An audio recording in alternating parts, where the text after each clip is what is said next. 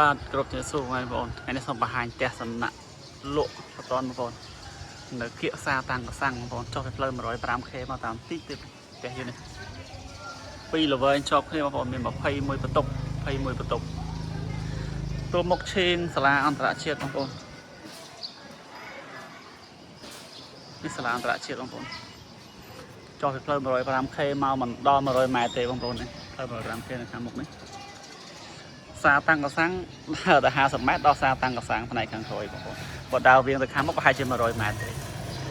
មាននៅសល់ space ចាហេងបងប្អូនចតឡានបាន5 6គ្រឿង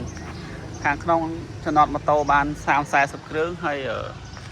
សម្ភារៈទស្សនៈមួយចំនួនគឺ free ជូនបងប្អូនមានម៉ាស៊ីនត្រជាក់មានកង្ហារមានពូកក្រែគឺ free ជូនបងប្អូនគាត់រើចេញសម្ភារៈខ្លះទេផ្លូវធំបងប្អូនចាប់អារម្មណ៍អាចតាក់ទងជាមួយក្រុមការងារយើងខ្ញុំបាន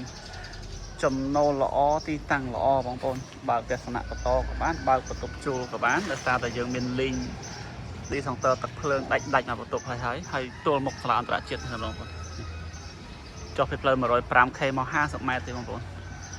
ចំណាប់អារម្មណ៍អាចតាក់ទងក្រុមការងារយើងខ្ញុំបានអរគុណច្រើន